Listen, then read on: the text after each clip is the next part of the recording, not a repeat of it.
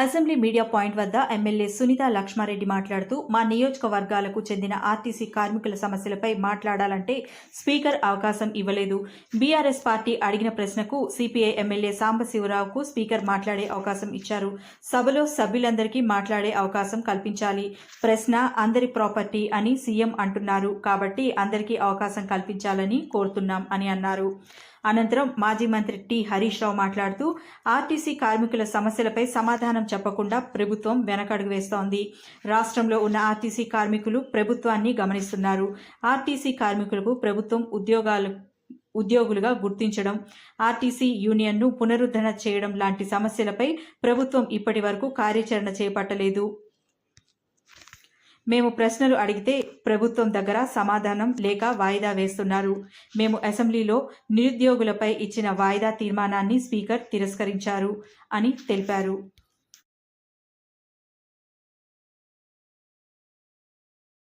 Pass కాలేదు, దాని సంగతి ఏంటంటే సమాధానం చెప్పలేదు. మహాలక్ష్మి ఉచిత బస్సు పథకానికి డబ్బులు ఇవ్వడం లేదు. మీరు ఏప్రిల్ మే 2 నెలల్లో ₹1 కూడా ఇవ్వలేదు. ఎందుకు ఇవ్వలేదు, ఎప్పుడు ఇస్తారు అంటే దానికి సమాధానం చెప్పలేదు.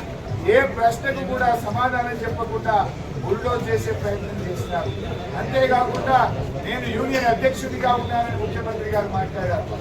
ఆ ముఖ్యమంత్రి గారికి ఎవరు చెప్తారో ఏమో కానీ అన్ని సగం హాఫ్ నాలెడ్జ్ తో మాట్లాడుతున్నారు.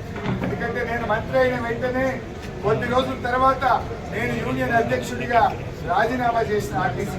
నేను యూనియన్ అధ్యక్షుడిగా లేను, కానీ ఆయన ఏదో ఒకటి చేసి సభను తప్పుదో పట్టించాలని, సభలో చర్చ జరగకుండా చేసి మాకు ప్రొటెస్ట్ కూడా అవకాశం ఇవ్వకుండా ఇలా సభ వాయిదా వేసుకొని పోయింది. గవర్నమెంట్ నుంచి సరి అయిన సమాధానం రానప్పుడు మేము నిరసన చెప్పే హక్కు సభ్యులకు ఉంటుంది. ఆర్టీసీ కార్మికులను ప్రభుత్వ ఉద్యోగులను గుర్తించాలి, వాళ్ళ ఎరియర్స్ ఇవ్వాలి, బకాయిలు ఇవ్వాలి, యూనియన్ ను పునరుద్ధరించాలని మేము అడిగితే ఏ ఒక్కదానికి కూడా సమాధానం చెప్పలేదు. ఆనాడు కాంగ్రెస్ పార్టీ మేనిఫెస్టోలో పెట్టారు, కార్మికుల ఓట్లు వేయించుకున్నారు, ఆర్టీసీ కార్మికుల అండతో గెలిచి ఇవాళ కార్మికులకు వెన్నుపోటు పడిచింది ఈ కాంగ్రెస్ ప్రభుత్వం.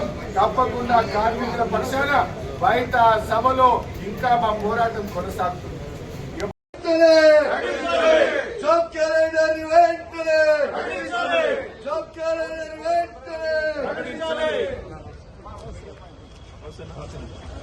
నిరుద్యోగులపై పోలీస్